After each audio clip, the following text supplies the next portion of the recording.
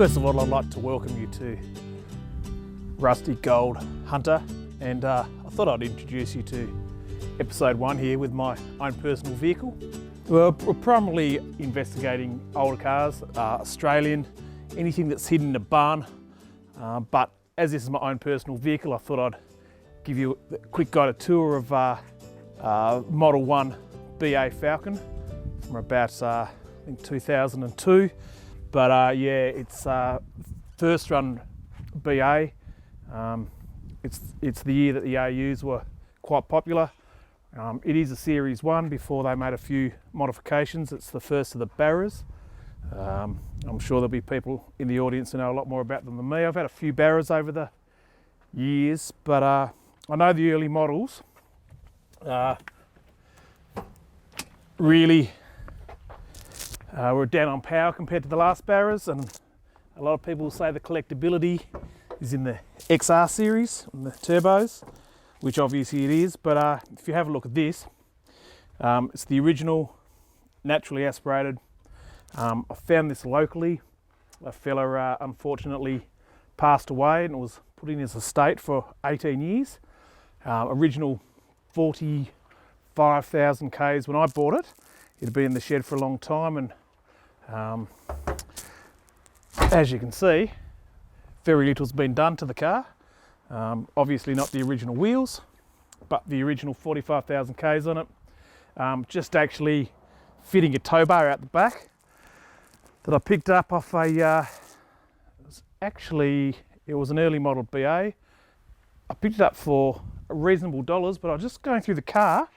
Actually looks like this is the original jack for it. And if I'm not mistaken, I don't think it's ever been used. If you have a look in here, there's the original jack equipment. I'd say that's the original spare, still with the knobs on. And you can see the writing there, so I'd say that that's never been off the vehicle. Something that, you know, may go up in value. As I said, this is not my first Barra. Dollar for dollar, a fairly hard vehicle to beat. So there you go, cheap as chips, and something that you might throw in the shed and maybe worth a few dollars one a day. I'm sure everyone will recognise, if you're Australian, you'll recognise a straight Barra.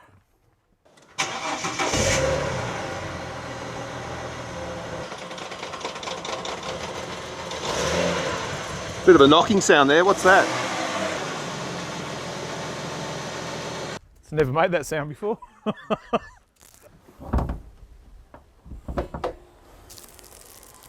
do you reckon that could be? No idea. Might just be AC gas there.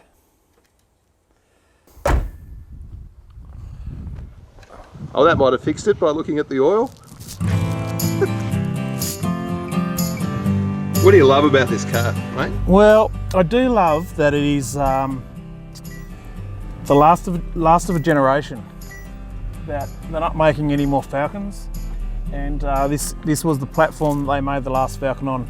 So the chassis didn't, I don't believe, differ through to the last FG chassis, 1-tonner. There were quite a few differences in mechanics, obviously, as I went to the later BAs. So now that Ford has gone offshore, they've dropped the Falcon. They've dropped the Falcon. They've dropped very significantly, as all our viewers would realise, being car guys. They don't make a Australian car anymore. Unfortunately, they don't make Ford, they don't make Holden, and that's primarily what this episode's celebrating, I suppose. What this series is in its essence about is, you know, recording the significance of some of those vehicles in our country. And we're pretty lucky to live in a place like this in Tassie, down in Hobart, on a beautiful summer day when the rest of our country seems to be on fire and full of smoke. We've got some beautiful weather down here, and up at Mount Nelson, got some beautiful views over at Possum Bay, Bruny Island and the Eastern Shore. So we're pretty lucky to take the old Falcon out for a drive today and check out some of the local sites. As you can see, you've got that very distinctive Series 1 grille and front of the BAs. They made some fairly radical changes after the failure of the AU Falcon in terms of style, which is a shame in lots of ways. The AU Falcon was, I think, one of the first vehicles tested and designed using new technology in wind tunnels. Remained in this car. I think the A-pillars, windscreen, roof, a lot of the chassis remained the same in the BAs. It was really the front and ergonomics which changed a little bit. In saying that, I've always been a bit of a fan of the AU XR series with the 4 headlights. Definitely have an XR AU if I could find one at the right price with the right case. This is the first of the series of AUs. Little things here. The Tilford dealer sticker that would have been the original sticker, and as you can see, still mint from Tilford, our local Ford dealership down here, and a few other little giveaways that I didn't notice when I first acquired this vehicle. The Ford emergency roadside assistance sticker. It's obviously been used as a tradies vehicle. Luckily, parts for BA Falcons don't set you back $1 million.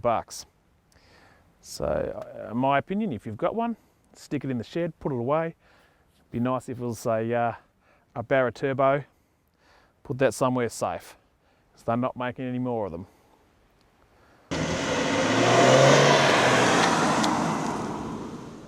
So, unfortunately, this being the Poverty Pack Tradies model, they came out with a variety of diffs. Some came out with the open diffs.